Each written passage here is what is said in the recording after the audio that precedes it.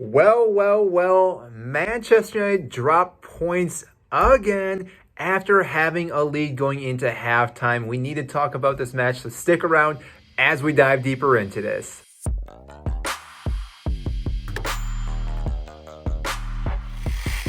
For those who don't know who I am, my name is Mike, huge fan of the Premier League, which is why we're always talking about the best league in the world. If you agree with that, make sure to like this video.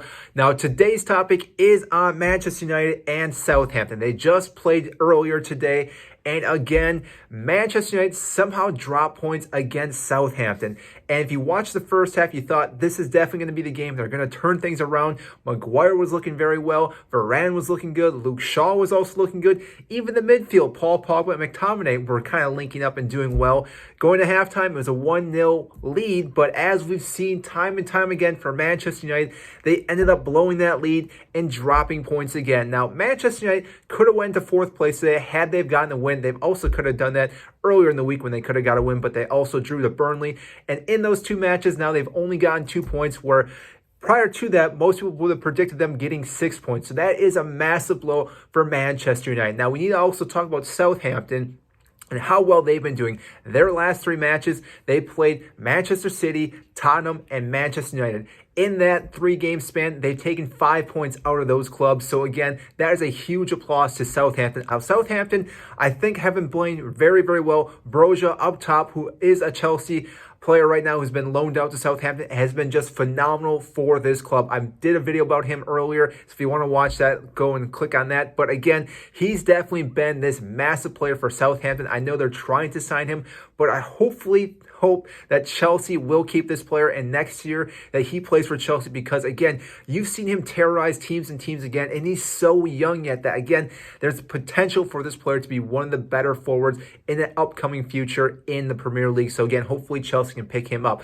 Now, like I said, going back to the game, Manchester United, they ended up then giving up a goal to Che Adams, which again was a spectacular finish. I'm not going to take anything away from that goal.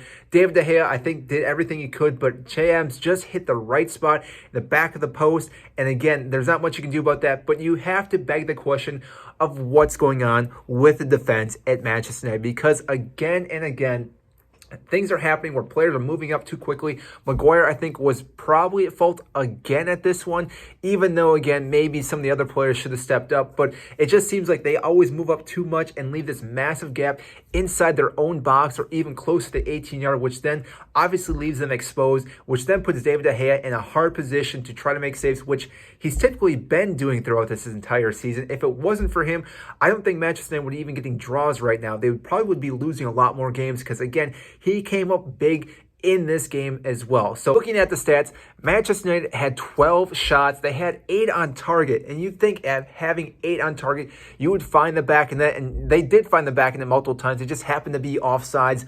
Ronaldo, again, not finding the back of net. It's one of those questions that maybe he should start getting benched more often. I know Ragnick did that once already, but it seems like he's just not the player that he is anymore. Even though, again, Rashford up top doesn't seem like he's been doing very well. I think Sancho has been very excellent in that winger position. I think he needs to keep starting, but it's one of those things that Manchester United just really can't get anything clicking in defense, midfield, and the attacking third, which again is massive for this club, because the whole confidence with this club is right now down in the dumps, and that makes a huge difference when it comes to any club. Manchester United need to figure out somehow to get that mojo back, the confidence back, and start winning games to get back in the 4th place. If they do not, I don't see them even getting close now to the 4th place, because again, they've dropped points against lower clubs that they should have been winning.